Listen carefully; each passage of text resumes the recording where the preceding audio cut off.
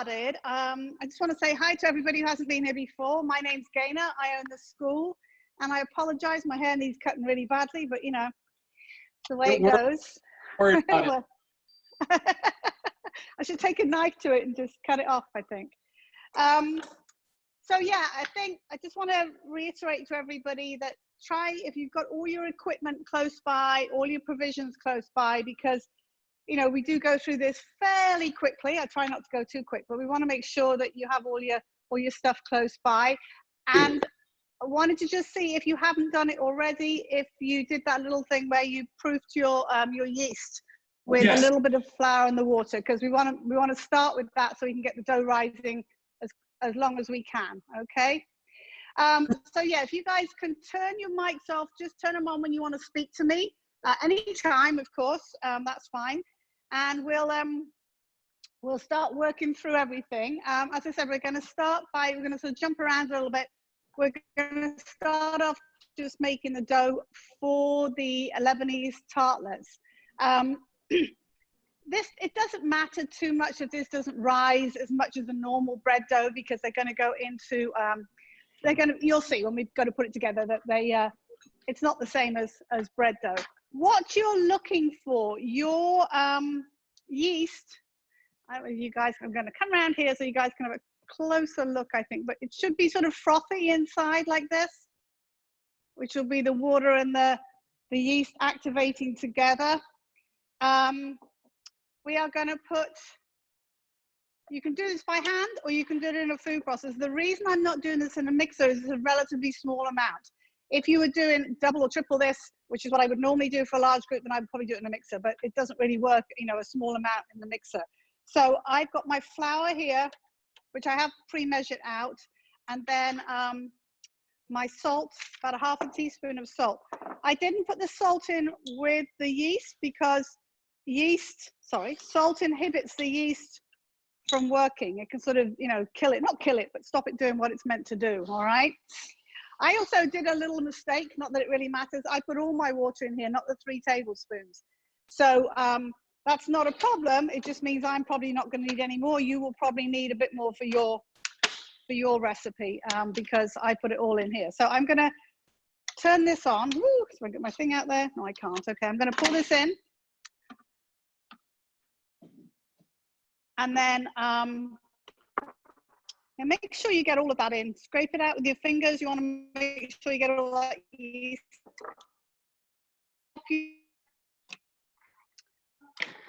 And you're just going to mix this together. And you will probably need most of that extra 3 tablespoons. You want the dough to come together. It should clean the bowl. Say with bread dough, it should clean the bowl, okay? And you want to let it run for about a minute or so in here is fine. And then we're going to put it in a bowl and let it rise some. Now it's quite warm in the kitchen, and I've deliberately left it like that. If you have a sunny spot outside, I know it's sort of the sun's going in and out, but if you have a warm sunny spot outside, you might want to put it in there. If you're fortunate to have a proofing oven, which I have, but I'm not going to bother, you can put it in there as well. It's up to you. But the dough should be slightly sticky to the touch, but you shouldn't have spider fingers with it when you take it out. So that was all my 6 tablespoons. Doesn't look a lot, but we're only making a few of these. What we are going to do, I'm actually going to hand this over to Dan. You want to cover it with a damp towel, all right? Or you could even get away with a bit of plastic wrap. If you just take a kitchen towel, cover it over the top, don't let it touch the dough, and that helps to protect it from drying out, okay? So any bowl you can put it in, it's going to rise a bit. It's not going to rise a huge amount, so you don't have to worry too much about that. But that's generally the practice when you make bread dough, is you cover it over to let it rise, and normally you let your bread dough rise for about 2 hours. After you've done that, we're going to put that to one side, because the second thing we're going to do, again, I'm sort of racing along here only so we can get moving a little bit, is just mix our ingredients for our koftas, for our lamb kebabs, and let that sit for as long as we can to get the flavors going together. I don't know how many of you got lamb.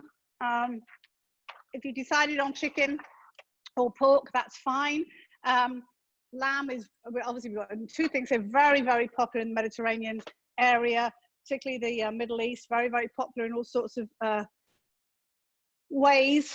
I love lamb. Doesn't generally seem to be quite as popular in this country, but I was pleasantly surprised they had it in Giant Eagle today. It shocked me.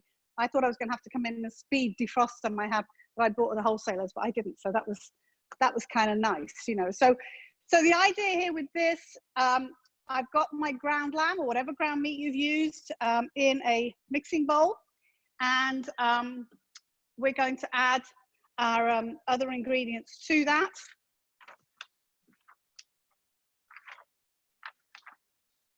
So you're going to mince up an onion.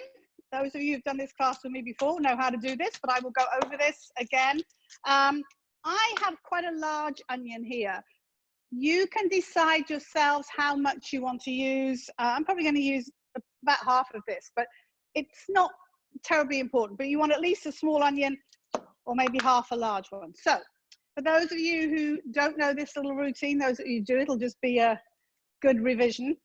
Your onion has a root and a stem. You want to cut it from root to stem. So you have stem on both sides, root on both sides. Okay? And peel off the brown bits, or the brown leaves. You can even chop the stem end off, not the root end. You want the rooty bit still intact. It's quite, not important, but it makes life a lot easier if you have the root end still attached, okay? Pull this off. Woo, pulled off a bit much.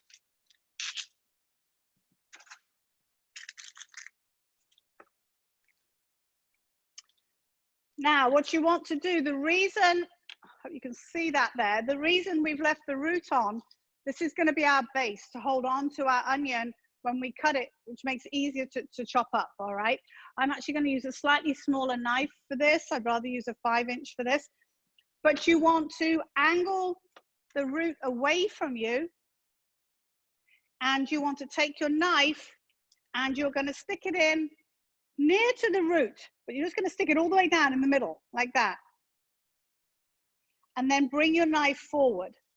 Now, the reason I emphasize that is if you cut like this, you're going to cut through the root. Ideally, if you don't cut through the root, it'll be a little easier to chop up, okay? So you're going to do the same with this, nice and close together, all the way around your half of your onion. We're doing it small because we want these to be small, because it's a bit like making a burger, you know, you don't want great big lumps of, oh, I lost it, great big bits of onion in there. And follow the sort of contour of the onion round, all the way around like that, and then do the side towards you as well. Again, if you cut through that root, it's not that terrible. It just means it's a little harder for you to hold it together. So I have my onion, and if I pulled it apart, it'd be like a sort of fan kind of thing. All right.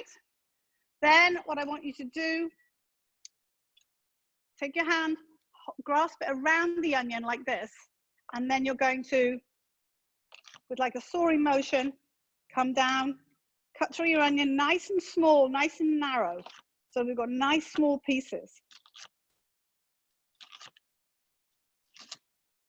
The beauty of this is you will end up with even sized pieces. If you just sort of chop it randomly, you end up with all sorts of different sized pieces, and then you go back in, you're trying to cut them. If you can see there, my pieces are all pretty uniform and small, all right? It's a good basic culinary technique, that is, how to chop an onion properly. You can do that, you can do almost anything. Yeah, I think I've got enough in there. I could add a bit more, but I think I've got plenty. So I'm going to put the other half of onion to one side. Grab a towel, add a towel, oh, with a paper towel, that'll do. I had one, it's okay. I'm all right though, I think. All right, so that's our onion. So in addition to that, we are going to put in some paprika. And again, you can add more if you like spicy. You can add more of cayenne or paprika or the cumin. It's entirely up to you. I'm quite a fan of cumin, so I might go a little heavy on the cumin. But we're going to do 1.5 teaspoons of paprika.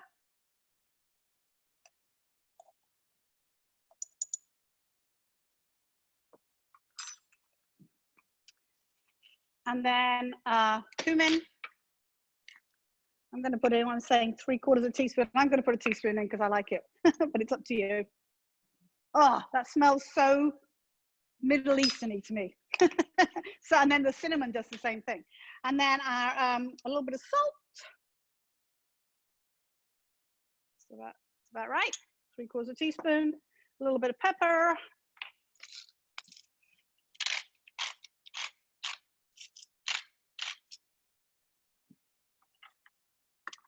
I don't quite know why I've got the cinnamon at the bottom, but I do. Cayenne, again, 1/2 teaspoon if you don't want it too hot. I've got a 1/4 teaspoon here, so I'm going to put 2 of these in, or a big quarter like that. Just to say, these are all just rough guidelines for you, you know, and if you've never made it before, you should perhaps make it the way it is, and then you can always spice it up a bit more later on. And then, of course, very, very common in Middle Eastern dishes, along with the lamb, is cinnamon.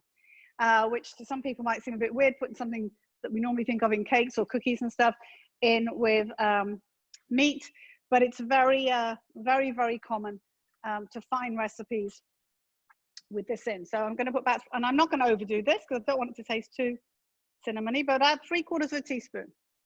All right.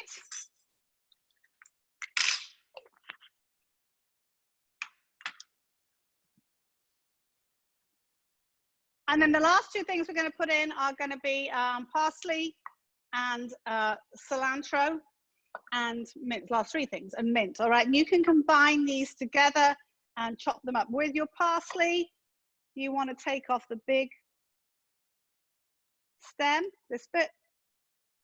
We need about 3 tablespoons roughly.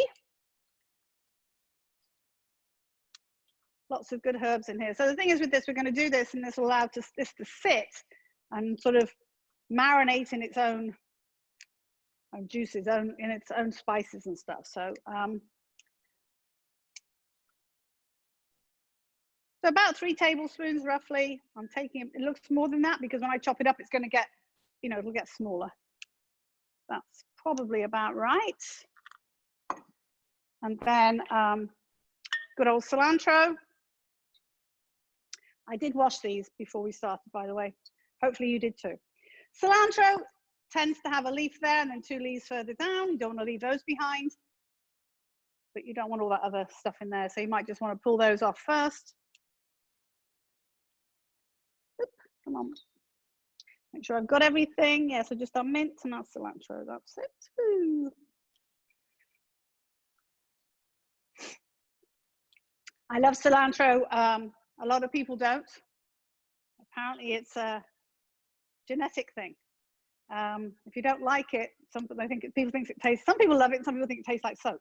So if you don't like it, you can just add more parsley, of course.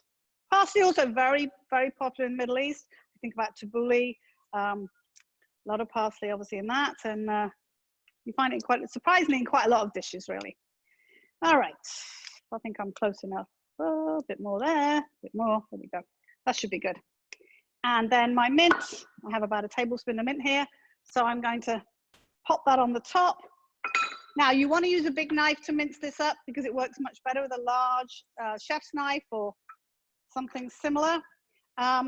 If you did wash your herbs, if you haven't dried them, put them in a piece of paper towel and dry them a bit because they don't chop as well if they're not dried. Okay, so just pop them in paper towel, give them a good dry, and that will be a little easier. And then for chopping them, point of your knife on the table, hand on the top like this, up and down.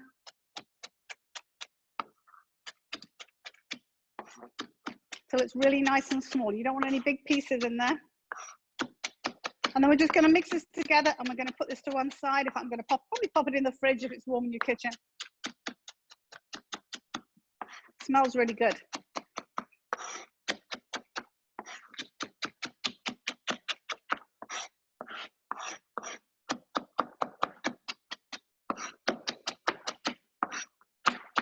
I always say you don't want to see any leaves.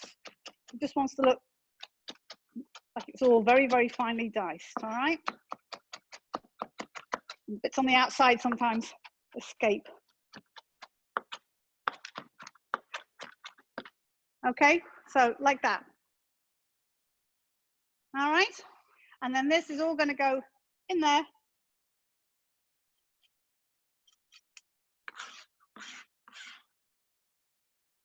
And to be quite honest, I did wash my hands before we started. Best way to do this, really and honestly, is to take your hands and mix it all together. Get all those spices in the, into the meat. That's why your hand works so much better than anything else.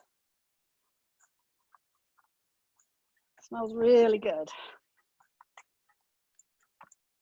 You don't want to see any of these spices on the bottom. They all want to be incorporated, all right?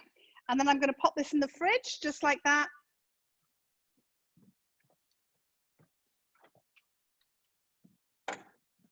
And give my hands a quick wash. I've got spices and meat all over me.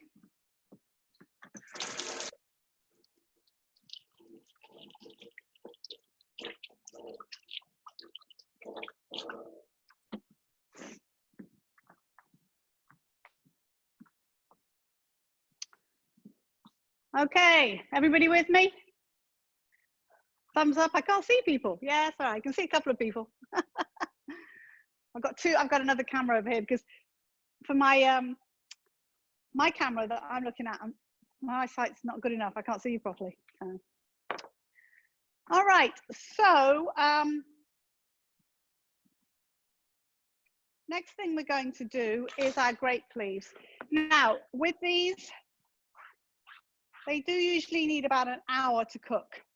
I will get mine in, and close to when we're finished, I'll check them. If I don't think they're quite done, you can leave them in for a few more minutes, but I'll give you an indication of what they're meant to look like when they are done.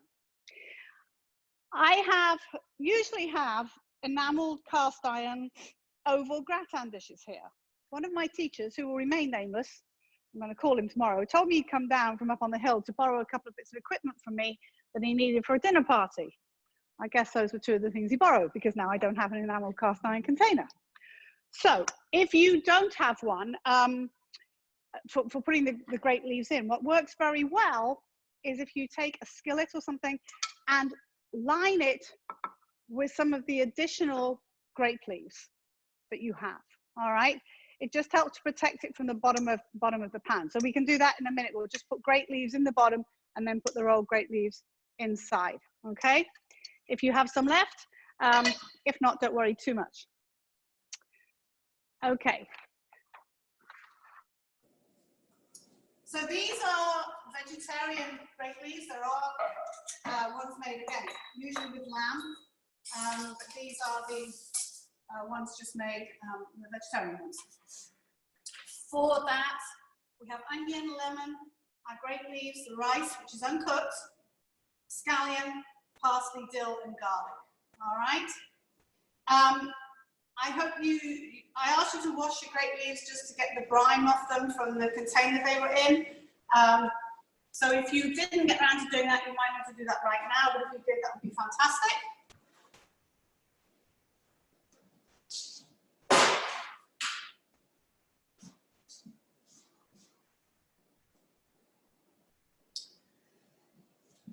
So looking at the recipe, what we are going to do, we're going to heat a little bit of oil, and we're going to cook the onion and the scallions for a little bit. Now, for the onion, we only need a very small amount, about 1.5 teaspoons. So I've got that other half of onion I had, and I'm going to do a similar sort of thing, but I'm not going to cut in quite so far because I need a little bit of it. So I'm going to do kind of hard when we're making small amounts, but I'm going to do the same idea. I'm going to do a little bit of olive oil into my skillet. All right, a little bit of olive oil in your skillet, and then warm that up while you're cutting your onion.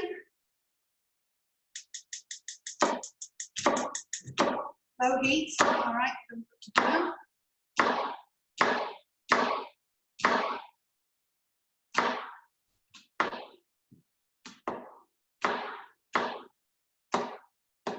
Any questions, please? You know, be willing to shout out. Take yourself off mute. Right. Just a small amount, and then we also want to cut scallion as well. With your scallion, chop off the bottom. I think give these a wash and peel off the outside leaf. It's not really a leaf, is it? The outside bit, layer. And then with this, we're going to finely mince this as well. You can do this in a number of ways. I'm going to cut it in a couple of pieces, like 3 pieces like that. Take each piece, cut it lengthwise into 2 or 3 pieces, and then cut it nice and small like that.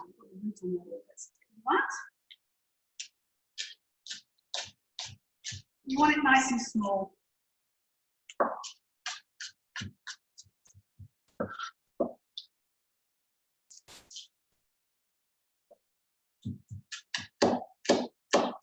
You can mince it more like backwards and forwards as well if it's not quite small enough after you cut it, all right?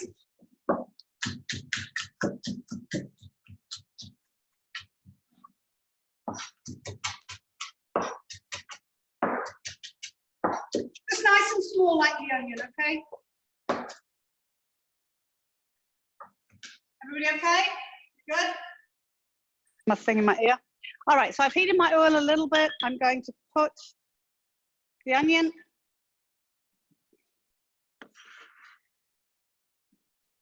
and the scallion in there.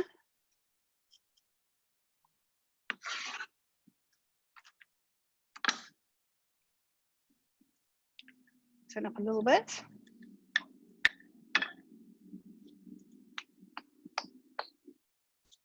So we want to cut this until it's soft and translucent, all right? So while we're waiting for that to happen, we can chop up our garlic. Lost my small knife, oh, there it is. Same thing with the garlic. I often cut it a little bit like the onion, but not really. I mean, sort of similar, cut it in pieces across like this. And then do the good old mincing technique again, backwards and forwards to make it nice and small.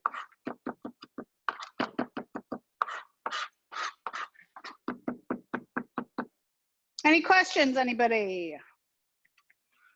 All very quiet, working hard.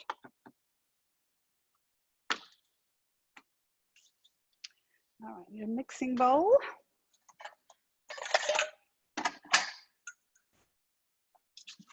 I'll give you guys a few minutes because we need to cook those onions a little bit, make them soft. Take a couple of minutes. The other ingredients we have for this, as I said, is our garlic, our rice. If and when you're ready, you can take your fresh dill and your parsley and mince that up just like we did with the previous ones, and also about a tablespoon of lemon juice. And they can go into your bowl that you're going to mix everything together in if you like. So I have my parsley here. I'm going to pull it off the end. And my dill.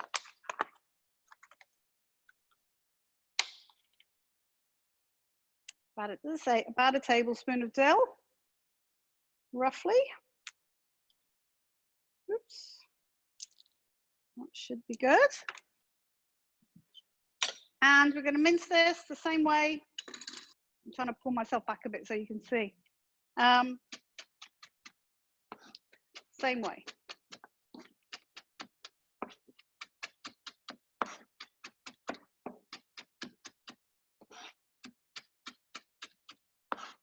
I can hear my onions sizzling, so hopefully yours are a little bit. Just don't let them get brown, all right? You don't want them brown because they get a bitter taste then. You want them just softened.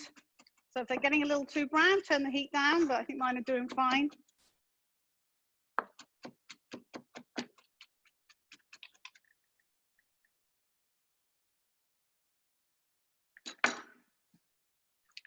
They look pretty good.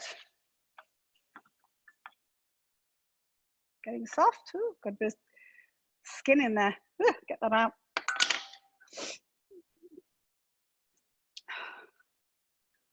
All right, so once they get soft, we are going to add, yes, mine are soft now. They feel soft to the touch. and I've got a good aroma from them. So I'm going to put the garlic in there, my chopped up herbs,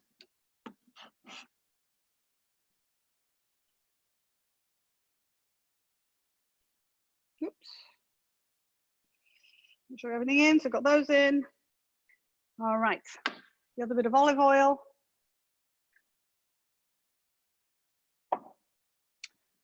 Your rice goes in as well.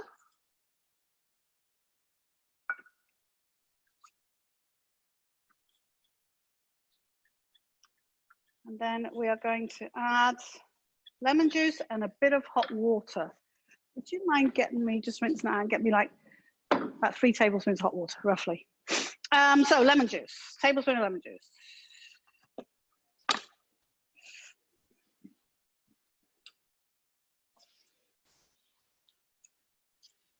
If you like more lemon juice, put more in. I've just managed to put in a whole bunch of flipping seeds with that. Shouldn't have done, but never mind. I was being lazy. And we're going to let this cook for about 5 minutes. Now you will see in the recipe, it says allow this to cool before we rack it up. We're actually going to cheat because we don't really have time to let it cool, but it'll be okay. We'll put them in the leaves straight away. All right, so anything else? Salt and pepper I need, okay.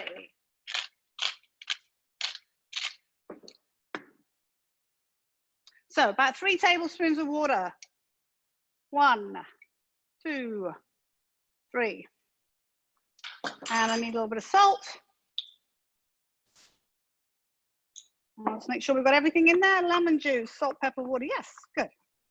So I turn the heat down on this a little bit because we don't want this to evaporate too quick. Basically what this is doing is starting the rice cooking, but not fully, all right?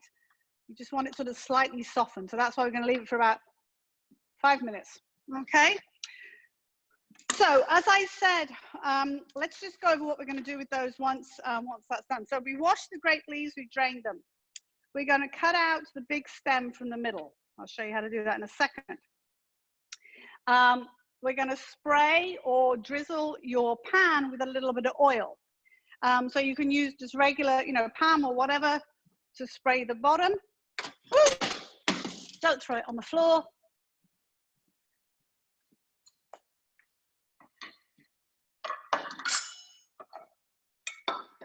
This helps to stop them sticking. As we're going to line them with grape leaves as well, that will also help prevent them from sticking. So as I say, if you're using an enameled container, don't worry. But if you don't have one, just literally take some of your extra grape leaves and just lay them all over the bottom of the pan, all right? And I know they come, I've got them today and I was like, I'll get these because at least they're in the store, but it was a huge container. There's enough there to make about 150 of these. But this also helps it stop sticking, but it also stops it coming in contact with the metal of the pan with that lemon juice and all that stuff in there. Okay, so it kind of looks like that, all right? So for the grape leaves themselves, as I said, you're going to take the grape leaf like this, have the raised part of the stem uppermost, all right? Cut off with your knife the little stem that's sticking out, all right? And you can do that with all of these while we're waiting for this to cook. And you should have enough for about 10, hopefully, or 8 or 10, something like that.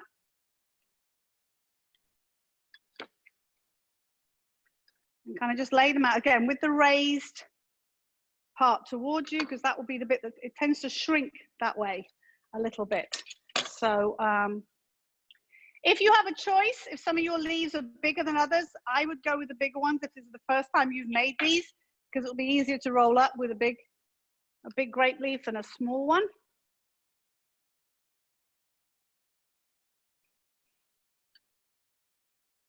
Got some very big ones here. This one's huge.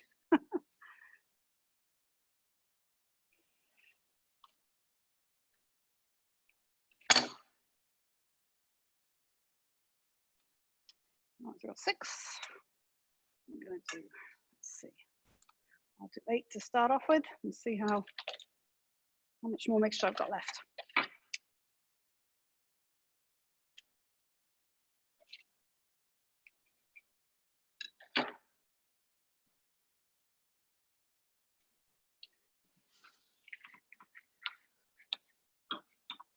Couple more minutes on that. And then, as I say, what will happen is we're going to roll these up. I'll show you how to do that. About a teaspoon of filling in the middle, not too much more. They're meant to be tiny. We're going to fold over, fold the sides in, and keep rolling. And then we're going to place them seam side down in the pan.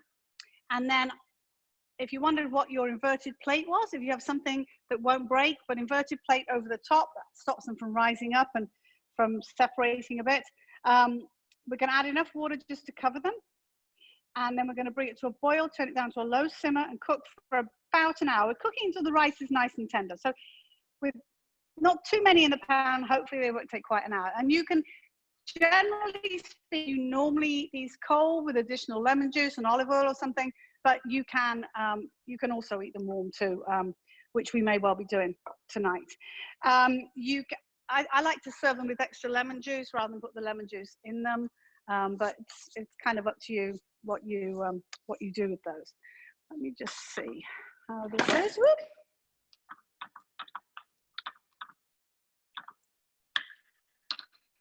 Almost. Another minute. So I've got 8 at the moment. I might do a couple more. It's nice and lemony. I do like them lemony.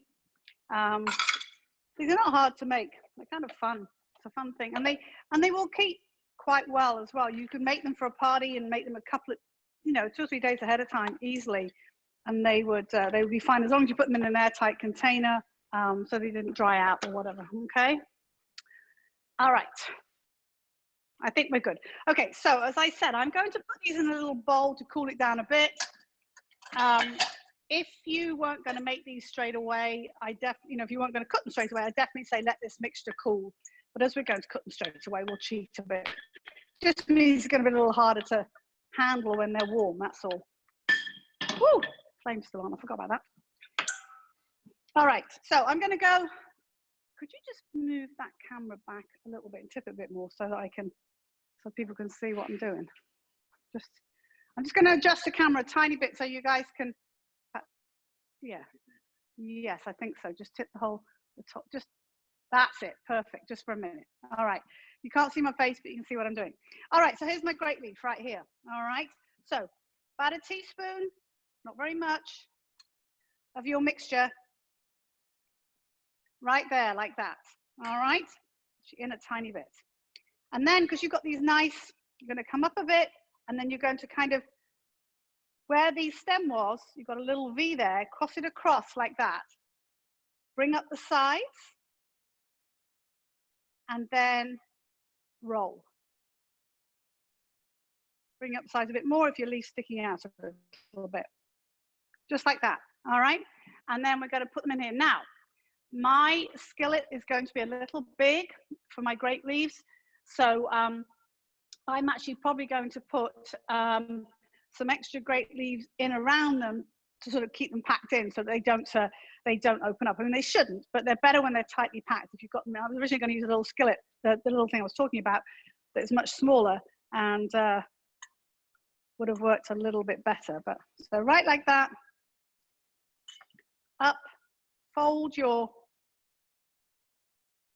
little pieces in where the V is, and then roll, bringing your sides in as you need to.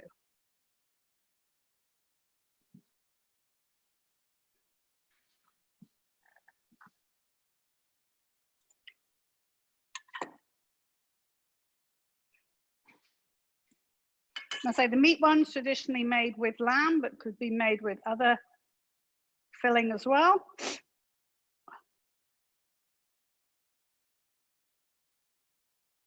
Just make them nice and neat. And as I say, remember to put them seam side down in your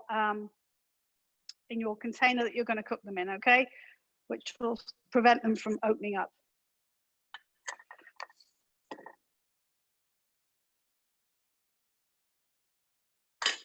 It's a bit of a funny shaped one. A bit more squat than the previous one, but that's okay.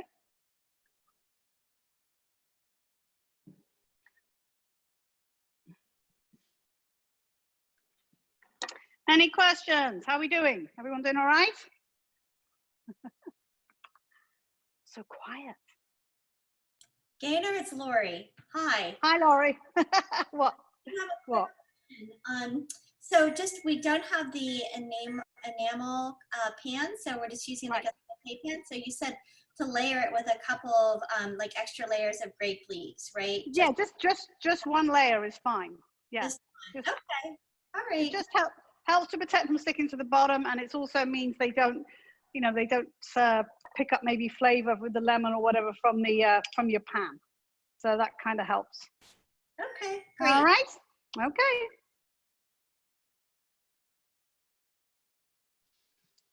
So my pan's way too big for the amount I'm going to make, but never mind. I'll fill it with something. Or I say normally if you were making these, you'd be probably making 50 or 60 at a time, I would think, really. But we don't really have time to do that, do we? We'll be here all night.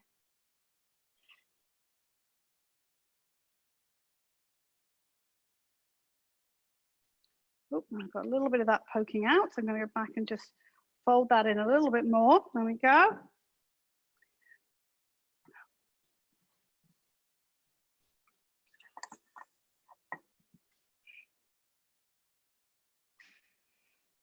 And again, the amount you put in, depending on the size of your grape leaf as well. If your grape leaf's particularly small, you might want to put a little bit less filling in there. Okay.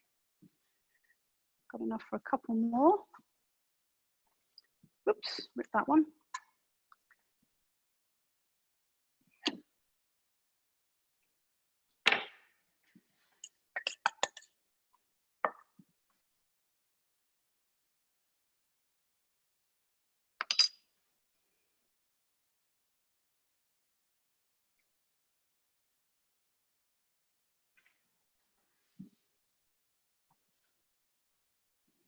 All right, I think this is going to be my last one.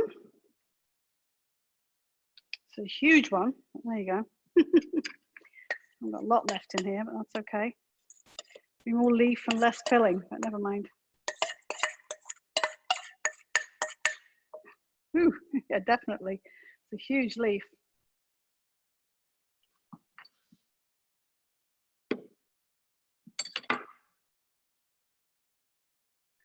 Whoever bites into this one, it's going to be like, is there anything in this one? Now I have mine all around my pan like this. So I think I'm actually going to put a small plate in the middle to keep them sort of nice and tight in there.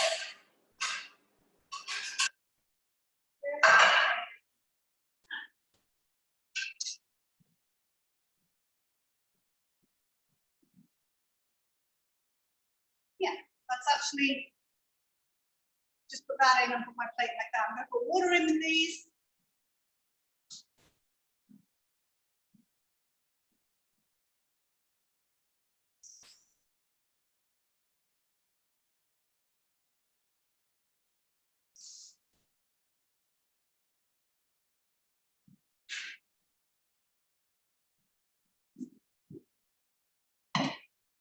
My bigger plate on the top like that, just right on the top, like upside down, helps to keep them submerged, otherwise they're going to float up. And then when you've done that, turn your heat up high, bring it to a boil. Once it comes to a boil, turn it down to a simmer. If you have a lid for your pan, you can put that on the top as well and check. One right there, that. And just check them periodically. Once you turn them down, put them to see if they're done. But it's up to you. Let's just wait for it to come to the boil.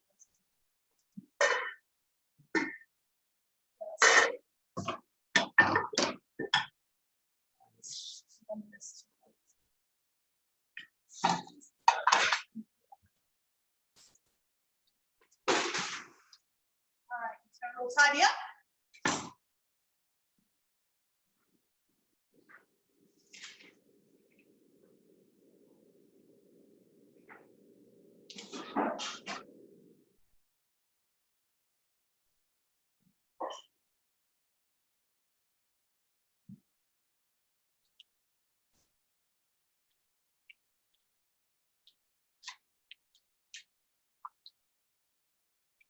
I'll just wait for everybody's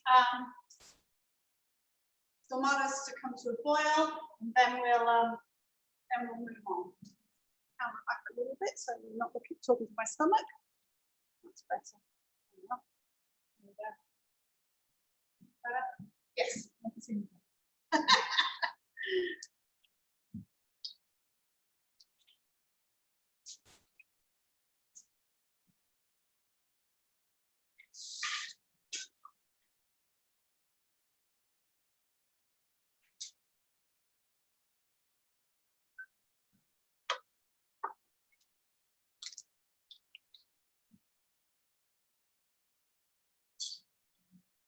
Just a little thing, little prep thing you can do.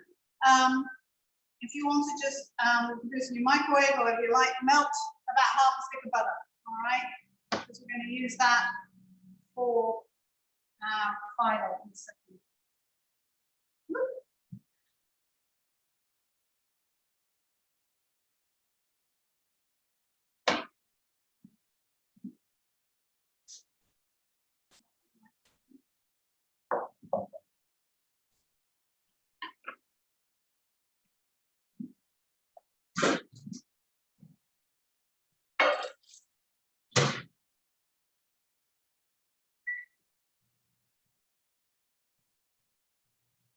My grape leaves are just about to come to a boil. When they do, I'm going to turn them down to a simmer, put that lid on, and then check them after about 20 minutes. I'm sure they won't be done at that point, but just check them. Because you also want to check to make sure they haven't run out of, the water hasn't evaporated.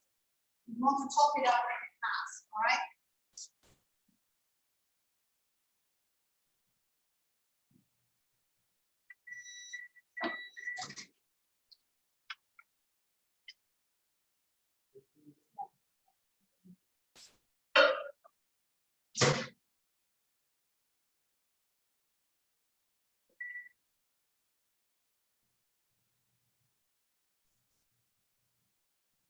Are we at a boil?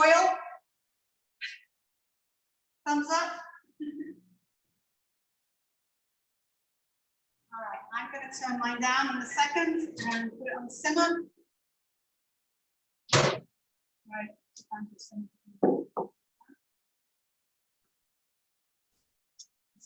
then we can just let that simmer away. All right. Okay, so we are going to move on to the borek. I'm going to show you the sort of the most classic way of preparing these, but there are easier ways to do it. It's relatively hard. I can show you how to do the triangles as well, which is sometimes a little bit easier. Now, it depends what size phyllo you have. Whether you have the box where there's 2 little packets in there, or the longer one, which is 1 packet. All right, so you'll have to kind of adjust your sizing a little bit. You'll see when we go to make it as to how you cut this. So even though it says cut it like this, you'll see what we're looking for when we come to that in a minute. As far as your cheese goes, I actually decided to get today, I got some cheese with some Mediterranean herbs in it, my feta. So I'm going to use 2/3 cheddar, and then I'm going to use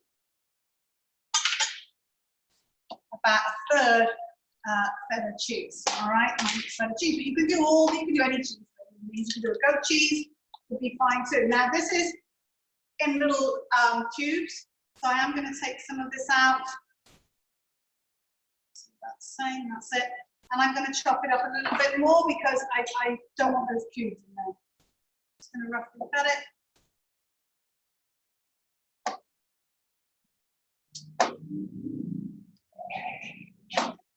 Phyllo is a great thing to play with. I was telling Laurie knows my class last week, you know, I do phyllo with kids in classes and they love it. They think it's so much fun. Just no matter what you do and how you mess it up, it always comes out decent. And it's so much easier to work with it. I was telling my daughter when we were away last week, I said, oh, you should buy phyllo. You can make pies with phyllo and everything. Heck of a lot easier than working with pastry. So mix those 2 together, which will, if you're just using the one, then that's fine. And as I say, you may find you can do it non-traditional. You could do these with blue cheese. you wanted to. If you like blue cheese, it would be fun. It would be really nice to do that. All right. So it's my 2 cheeses together, mixed together in there. And now, what I want you to do with your egg is to break it into a little bowl, because the whole egg might be a little bit too much for the amount of cheese we have. All right, I'm going to put most of it in, maybe not all of it. So I'm going to put about 2/3 of this in. Mix it up, add it. All right, a tiny bit more. There we go. And I'm going to grab a spoon to mix this together.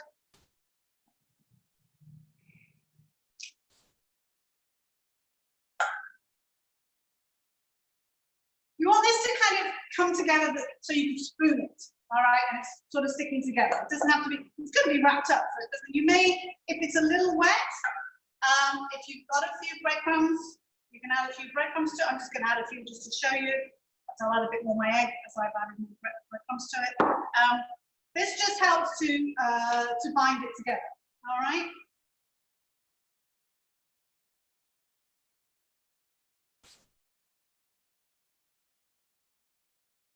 So it should be like this, right? Sticking together, okay? I actually like to work with the phyllo flat onto my work surface. I'm going to get a cotton and give this white on. I just find it a little easier.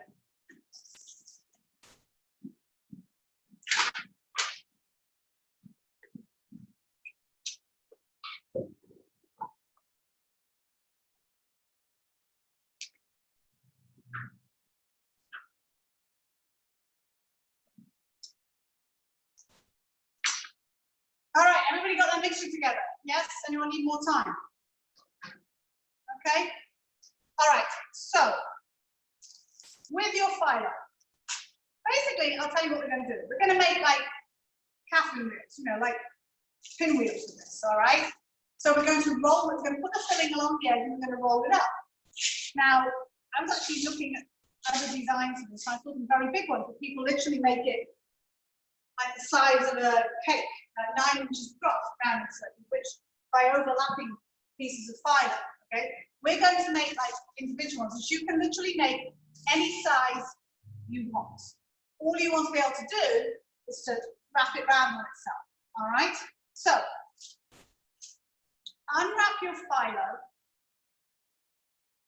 and you either want to cover this with a damp towel. I'm just going to cover it with the actual paper I've got here that came with, because I think it'll be fine. But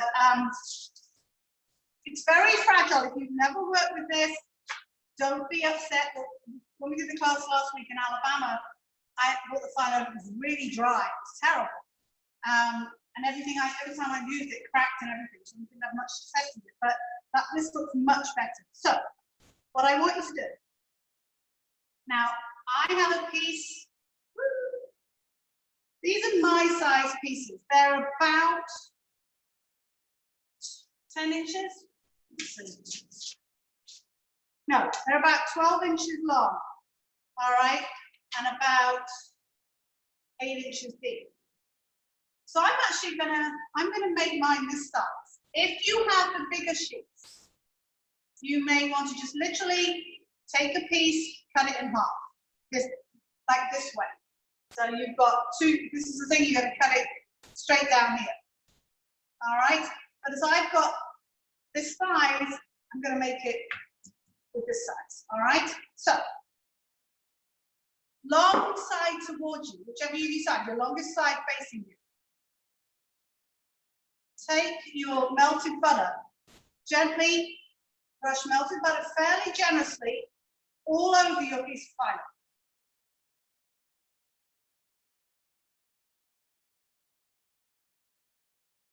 When you've done that, put on a second sheet.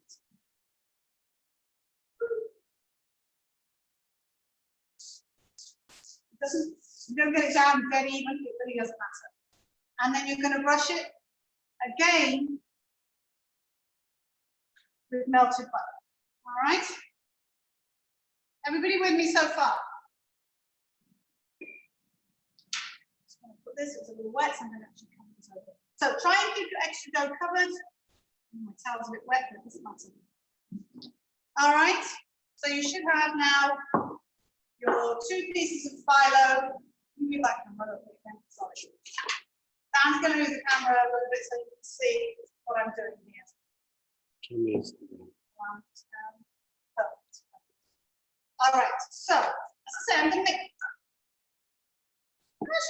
I'm going to trim this down a little bit. No, I'll see how it goes. Sorry. Okay, so now I'm going to take some of my cheese mixture, and I'm going to about 1/2 inch, 3/4 inch in from the edge. I'm going to make a very thin roll of this. You want it thin because you're not going to be able to roll it up otherwise. It's not going to roll around itself. So thinner than you would think. All right. All the way down. You see like that? And it doesn't have to be all absolutely perfect. Okay? Again, thinner than you would think you were going to add. You're going to put on there. I want to give your hands away.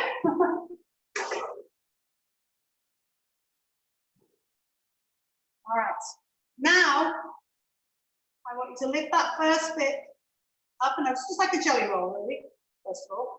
You're going to roll it, pull it towards you, and roll it over.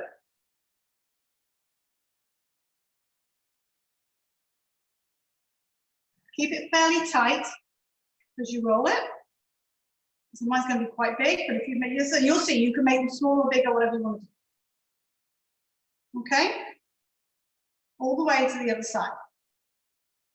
Now, you could literally leave it like this, cut it in pieces, and bake it like this. If you find the next thing I'm going to show you far too tedious and a pain in the neck. All right? So I am going to brush this with a little bit more butter because it'll make it easier for me to roll it. Roll it up.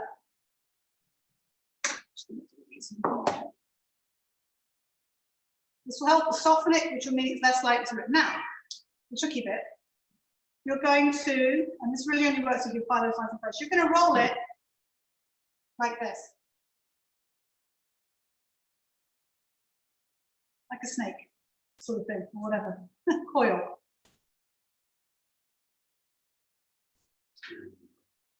Or a cinnamon bun. Okay, like that. And then they're going to go on your cookie sheet. I'm going to grab a piece of parchment paper for my cookie sheet because if a couple of them split open, I could, it'll save messing up the.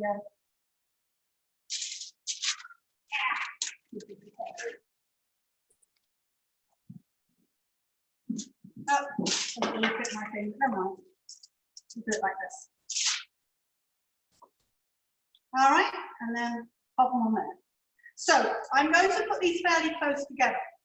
I have probably won't do enough to fill the cookie sheet, but again, close together will stop them from opening up when they cook. All right. So carry on with those 2 sheets at a time. And you can do as many of these as you feel like. If you want to do 2 or 3 for now, you can come back and do some more later. It's up to you. They're quite filling, so. And I am, before they go in the oven, I am going to brush them with some more butter. All right. So, second one on.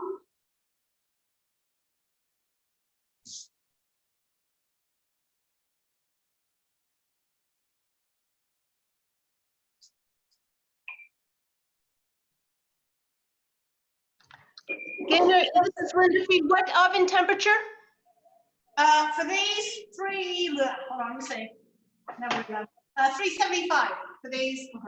It will be for your lamb things. It's going to be 450. So you want 4. Well, if you've only got one oven, do them on 400. All right. So again, nice skinny.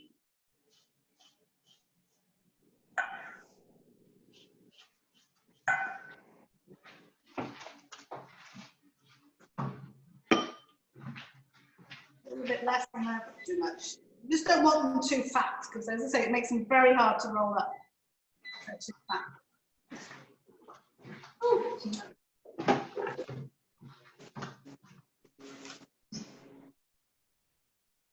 Okay, so I'm doing my second one.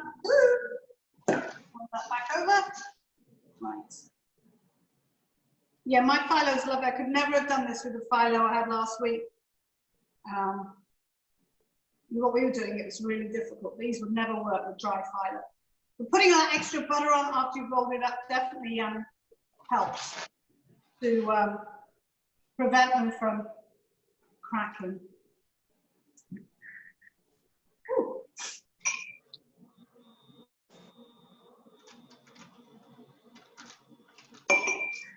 I'm going to put an empty end, just cut the end off because there's nothing at that end. And if they do crack, it doesn't matter too much, but kind of nice if they don't.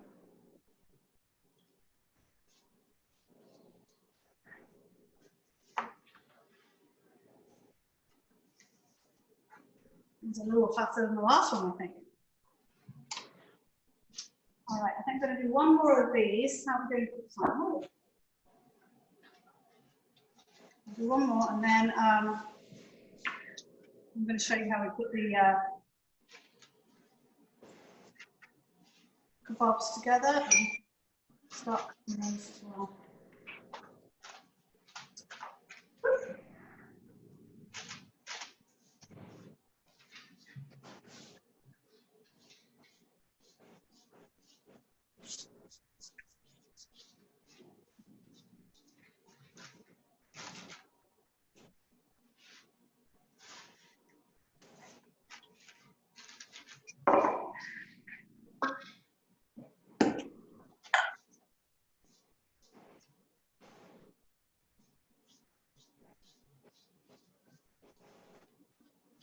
Fingers.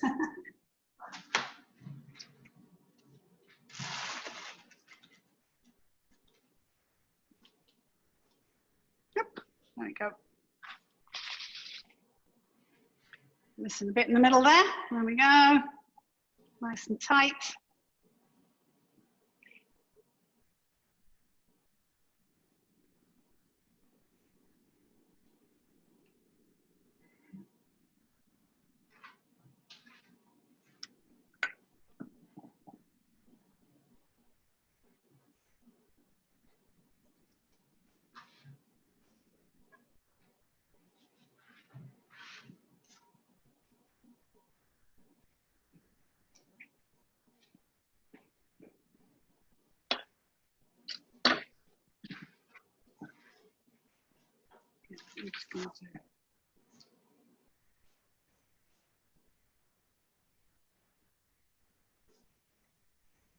You guys, what I want to do now, I know I've only made 3 of these. I'm not sure how many you've made. If you've made 3 or 4, we could come back to these once we've got some of the other stuff in the oven. You could make a few more. But I do want to try and move on to putting the other 2 things together. So while they're cooking, maybe we can come back and do a couple more of these, but we'll stick these in the oven and get them cooking so you've got some at least. And as I say, you can always do a second batch afterwards. All right, so those are going to go in 375 oven, which is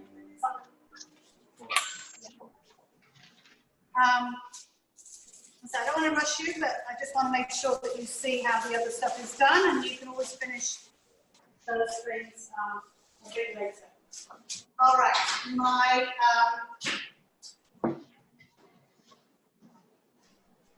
bread.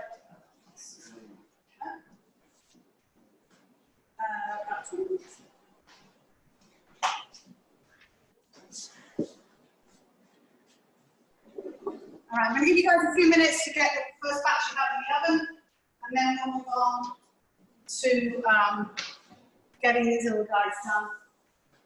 At least get those in the oven. All right.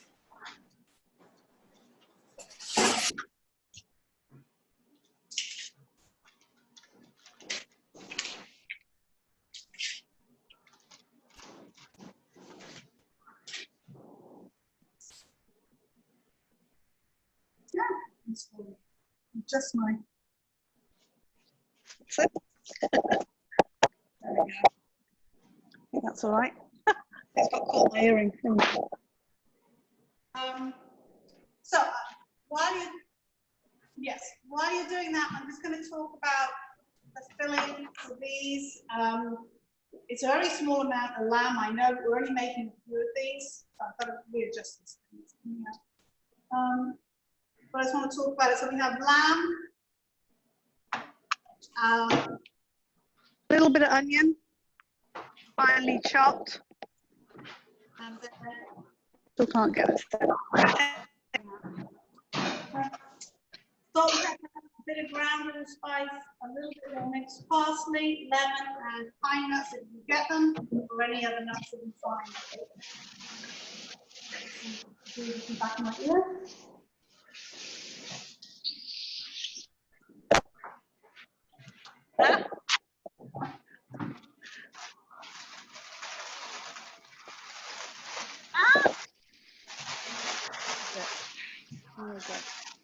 So, if you're ready then, so we do want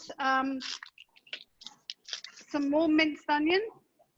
Again, finely chopped. I'm not going to add quite all of this because it's a little big. I'll make it just a bit smaller. I think take some of the outside off. That'll make life easier. Huh? It's all right. So we're basically going to combine. Oh yeah, I know. Combine these ingredients together. So you want half a small onion.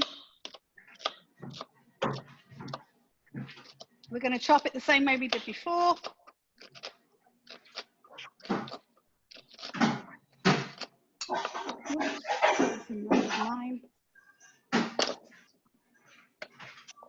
Put it in with your little bit of lamb, and then we have pine nuts, salt and pepper to taste. Obviously, not just a couple of turns of pepper mill, maybe half a teaspoon of salt should be plenty. And then allspice. Now, don't take it easy on this because it's not the most wonderful tasting thing if you put too much in. So you want no more than half a teaspoon, all right? Otherwise, it's going to be a bit strong. And bit more minced parsley. You can get that minced up.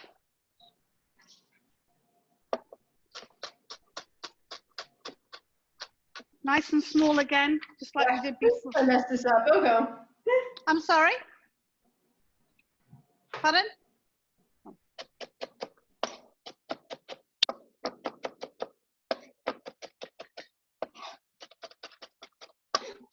Again, nice and small for this, all right?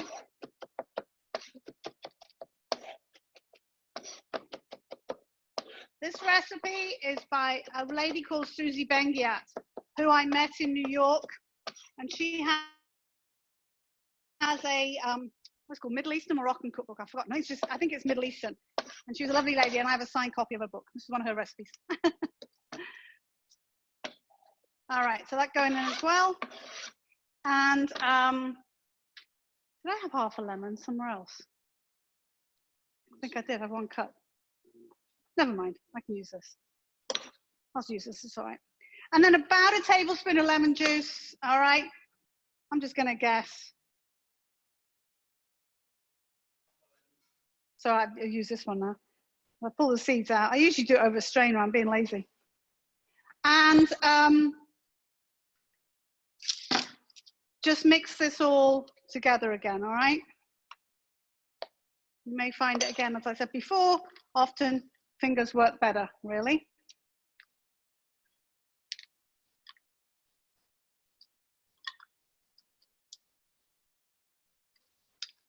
The old pine nuts can kind of slide all over the place. So get that all mixed together.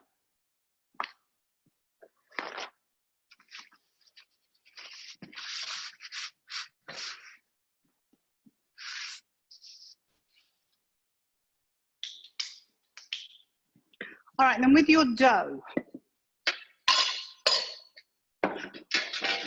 use this cookie sheet. There was only a swipe it with a towel. There's just a thing on it. All right.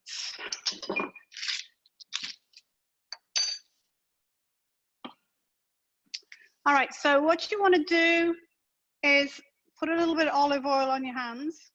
All right. It just stops the dough from sticking to your hands. Makes them feel nice and soft as well.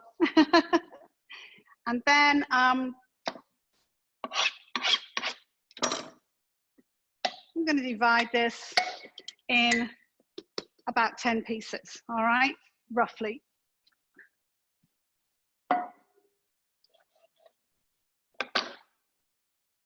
So whatever you like, just kind of, that's just to be exact, you know, roughly 1, 2, 3, I always do it wrong, 4, 5. Not very good at dividing things. 1, 2, 3, 4, 5. Okay, so you've got your dough in these pieces like this, all right?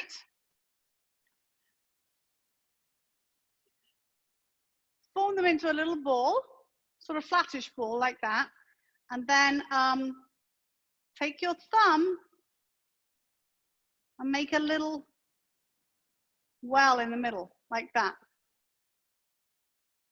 Okay, and then these you can sit on your cookie sheets. I'm going to put a drop of a piece of parchment under there actually, or you can put cornmeal or something.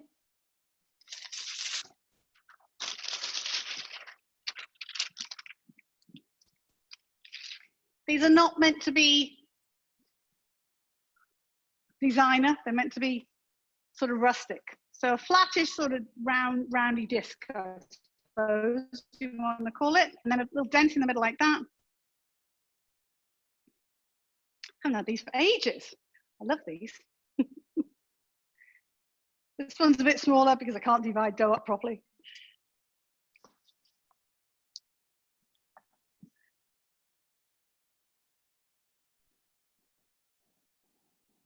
We want to leave a big enough dent because we're going to put some of the filling in it, obviously. I've got parsley all over this now, never mind. Right.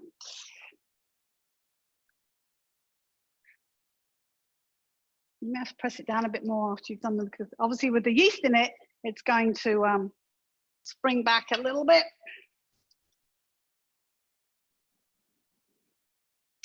Bits of parsley on my hand, so it's all stuck to the format.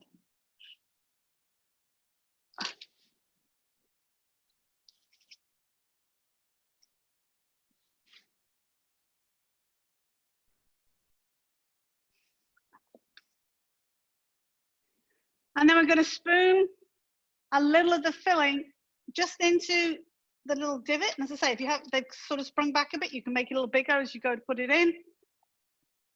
And then they get baked just like that. Not the prettiest circle, but never mind. Okay, so grab a spoon. You can do it with your fingers, you can do it however you like. So just mound it on the top like that. I think I had a bit more lamb here than I really needed. I think I had about 4 ounces of lamb, so probably a bit more than I'm going to need, but that's all right. But yeah, nice little sort of raised piece of it, all right?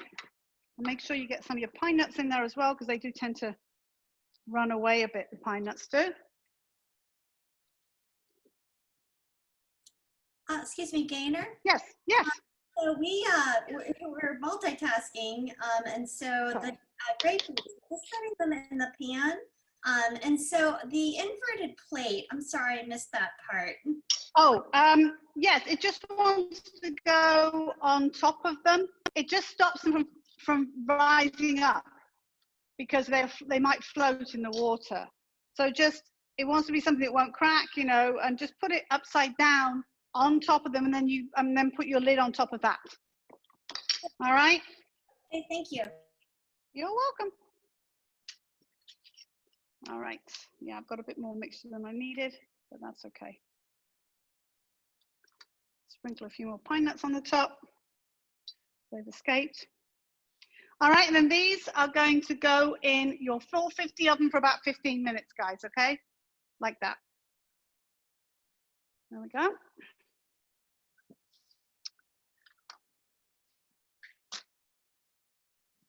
Everyone up to speed with me, or am I leaving people behind? Hopefully not. Try not to. I also keep an eye on the clock at the same time.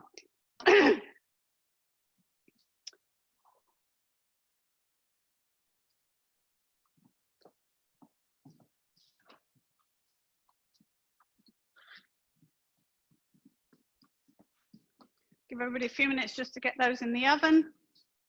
And then for your kebabs, you can do these under the broiler if you want.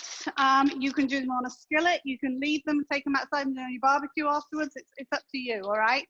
I'm going to do them on my skillet, but I'm not going to do it right here because if we grill things over here, I don't have an extractor fan here, and I'll end up having the fire department here. So I'm going to do them on my other grill over here, my burner over here. But I'm going to, because I have a skillet with ridges on, I'm going to preheat that. If you're going to do them under the oven, in the oven, you'll probably want to put foil on a cookie sheet and then grill them like that. And the reason why we soaked our sticks was so they don't burn, particularly if you do them on your under your broiler. Don't have quite the same problem if you grill them inside on a grill pan, but if you do them on your broiler, you definitely will. They may burn, and they won't burn if they've been soaked for a good amount of time, which ours should have been by now, soaking for ages. So I'll keep my bit of butter, do a couple more of those. So with these, everybody all right? I'm not going too fast. Okay.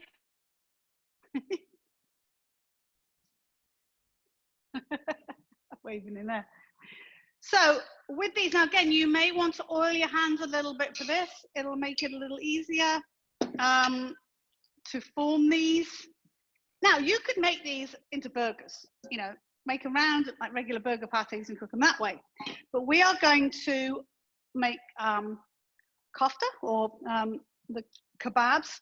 And how we're going to do this, I'm going to divide this into, let me see. You probably want about that much for each one, roughly, all right? What you want to do is flatten it out a bit. You're going to form it around one side of your skewer. You're going to force your skewer into it, and you're going to mold it around the skewer. All right? Now, you can do this without the skewers, and they may fall off the skewers, which sometimes they do, but it'll at least be, it'll start, and it'll help to start them off. All right, so like that.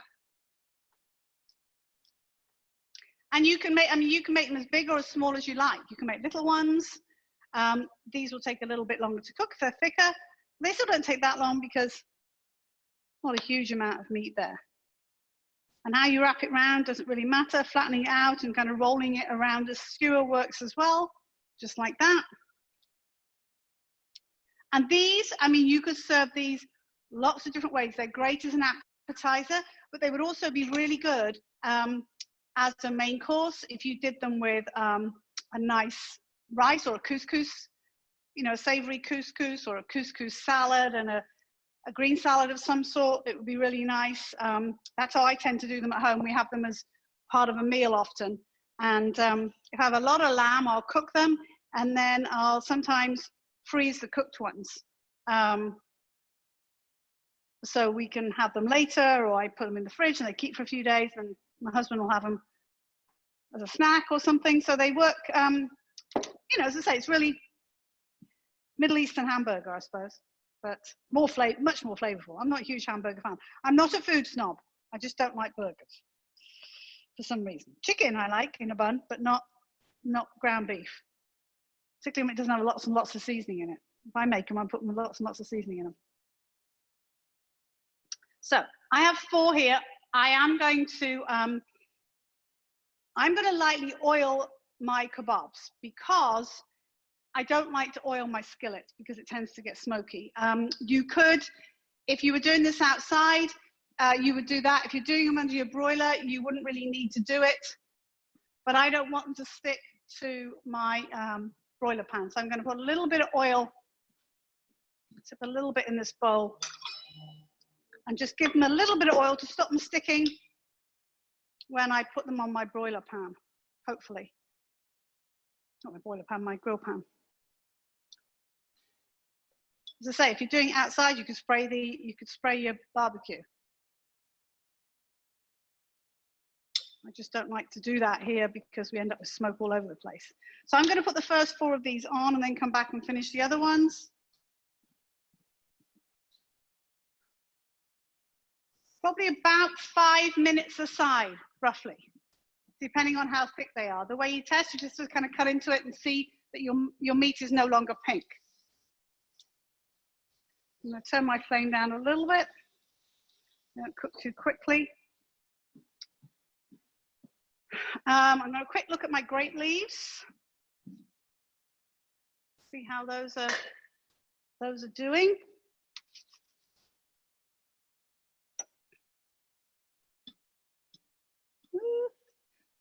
They've probably been in about, well, they've probably been in the best part of an hour, wouldn't you say?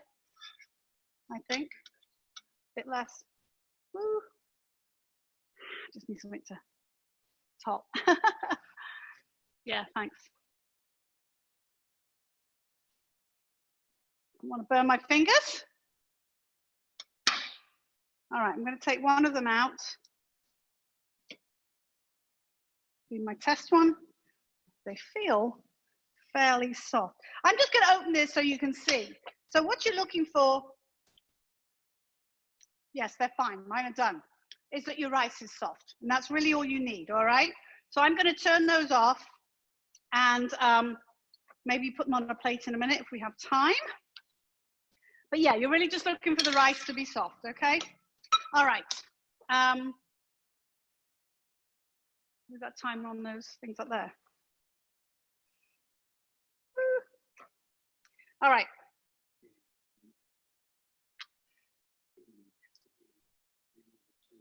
All right.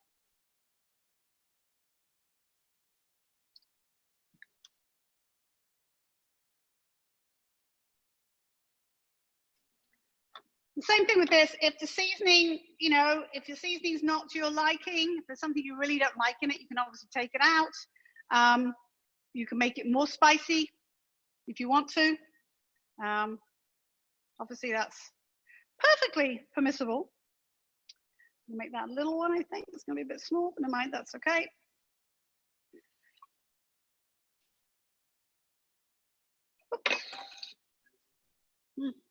Yeah, it might not be a bad idea.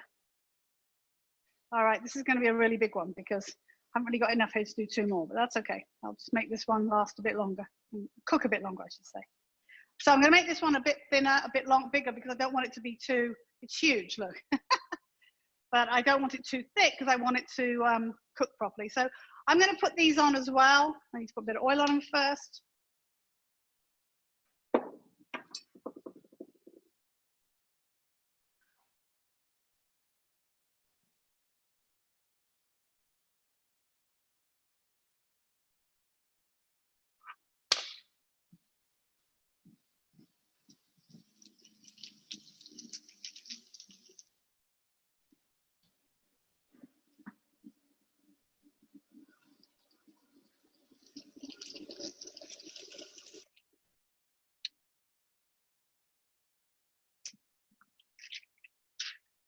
Okay. I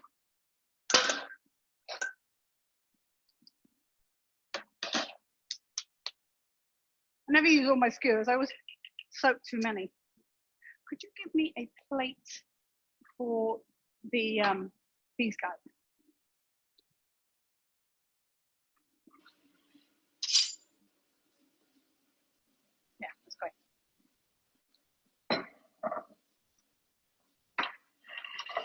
All right, I'm just gonna plate my tomatoes.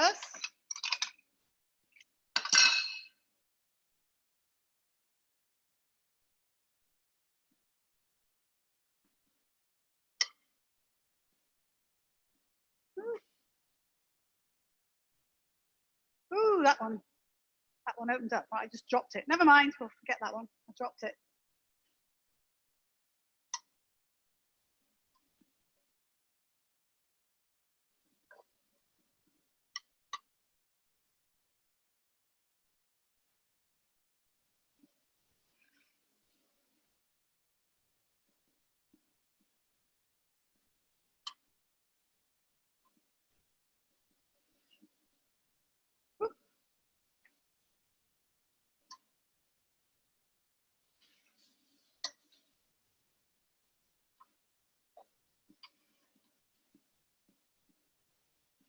Ooh, that one tried to open up a little bit. There we go.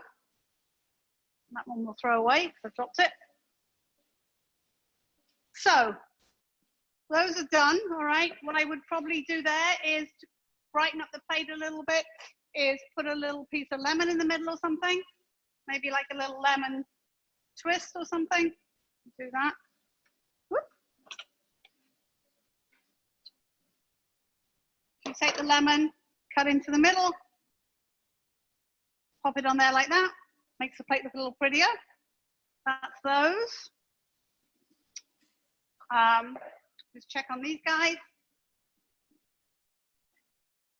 Oh, yeah, they're nearly done. Not quite, almost. All right. I'm turning my first batch of kebabs over. They're lightly brown on one side.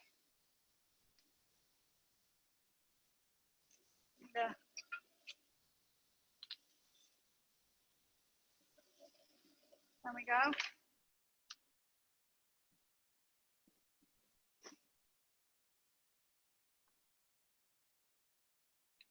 All right, I'm just going to wait for the other two things to come out so you can see what they're meant to look like. And then if you guys, if you want to make more of your borax or something, then you can certainly do that. But I don't want to run over too much. But I think we did pretty good on time, all things considered. The little bread things with the tartlets really cook really quickly. They're nice and they're a lovely little just pop in your mouth thing. And the borax looks like it's almost done. So I'm going to give it like 2 more minutes. While we're waiting for that, anyone got any questions? Anyone got any questions about any of our other upcoming classes? We've added some more. We've got bread baking. We've got some kids classes. We're going to be doing virtual summer camps as well. Heaven help us. But that's the plan. Keep us out of trouble, I guess. As we aren't able to open right now because it's impossible to social distance in a kitchen. And how do you eat food with the mask on? But unfortunately, we're not able to join everybody else. Sorry, what? On the tartlets, the dough, how many about is that supposed to make? Would you say? About 10, 12. Okay. Did you have leftover filling? Well, I'm just actually in the process of putting them together. Oh, right, okay.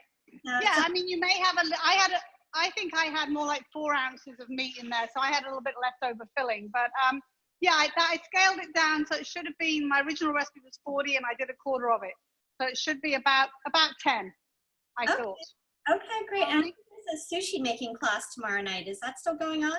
Yes. Are you doing that? Possibly. Yeah. Let me know. I mean, I can just send you the shopping list if you like, because you'll need to get a few. Well, you need probably the one where you'll need obviously nori sheets. I'm just trying to think. There's nothing else too difficult on there. It's like avocado. You'll need sushi rice. So sushi rice and the nori. If you do want to do it, if you don't know somewhere local, I would suggest you go to Lotus on the Strip, because or one of the Oriental stores on the strip, because they have everything. They have wasabi and all that sort of stuff, you know. So and they're very inexpensive. Okay. So, Okay. they're great. Probably get the fish in the strip somewhere. Yeah, you can get it at Woolies. Right, it's right. Do you know where Woolies is on the corner? Sure. Yep. Well, the next corner coming this way, that's Lotus, right there. Oh, excellent. And that's where you'll get the nori, as I say, the wasabi, the sushi rice. What else? You can get cilantro in there if you need it. Probably about all you need, because we need carrots, and you need an avocado, a cucumber, and a rice wine vinegar. You'll need that as well. But it's Kim, right? Kim? No, Kobe. I can send me an email later, and I'll, if you want to come or sign up, and then I'll send it to you tonight. Okay, I could do vegetarian rolls as well, right? I guess it's fish. Yes, you can do that. I mean, yes, if you want to buy, yeah, sure, because we're going to do avocado, and we're going to do avocado and carrot and cucumber, and we're doing some shrimp as well. Okay. But yeah, you can definitely do it without. Okay, excellent, great. Okay, I'll send you a note. All right, sounds good. All right, let me see if these babies are done back here. Oh, did that spit? Oh, perfect. Now, mine look like shrimp.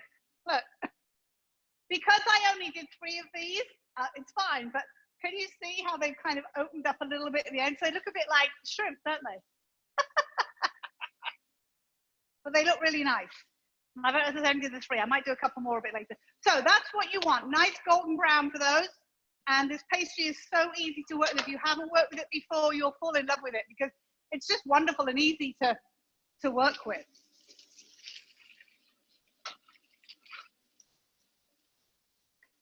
And these little guys, you may get 1 or 2 that are a bit of, like I've had one that's popped up a little bit and it's come off. But can you see how they sort of puff up? It's almost like a little top knot on the top. Just grab me a plate. One of them kind of rose a little bit too much, but they basically will puff up like this, and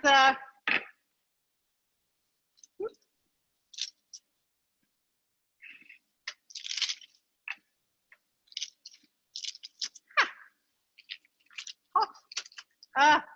Aina, you said with the grape leaves to cover the plate, right? With a lid, cover the pan? Yes.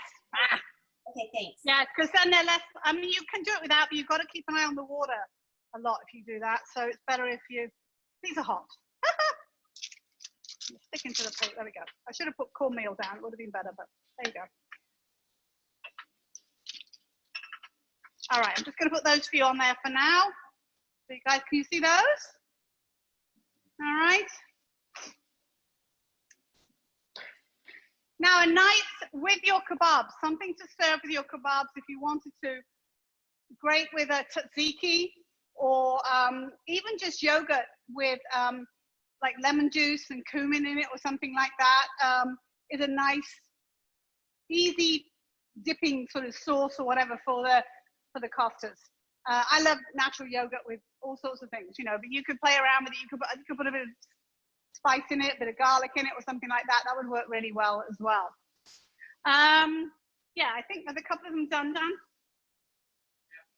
All right. Let's just find you something to put them in. Yeah, I'll stick them in. Stick a couple of them in there. That one's done, aren't they? All right.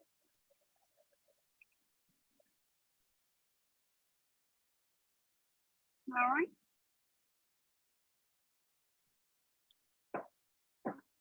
What are we missing? Oh, these guys. You want to pass me another plate? I'm just going to show you everything on the table, and then we'll be done. I'm just going to put is there a smallish one? Doesn't matter, anything will do.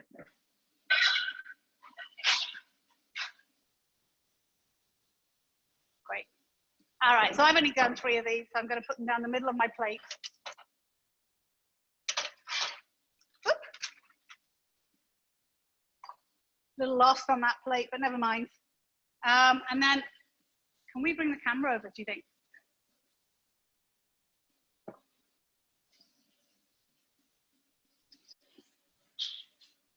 I didn't really decorate my plates, but never mind.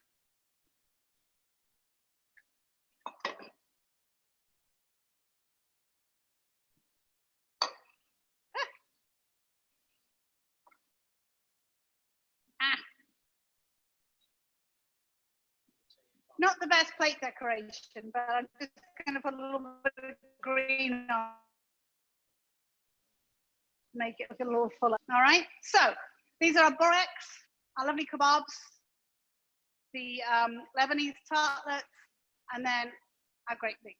Okay, so any questions? Doesn't look like it. Okay, woo, I'm coming right across in front of you. All right, guys, well, I think we're done. If you have any additional questions, by all means, you can email me, send me a message. If you've got some feedback on the class, that would be wonderful. We're always looking for ideas. If you've got ideas of other things you might like to that you might like to make, that you think would make a good class, that would be great. Trying to come up with new ideas, things that will work in this time frame. You know, there are certain things. We're going to do a bread baking class where we're just basically going to show you how to make the dough and then what it looks like when it rises. So that's another attempt. Those look good. Looking at you eating those. Yeah, so it's great, and thanks very much for joining us, and thanks for your support. I really appreciate it. All right, take care. Enjoy your food. All right, well done.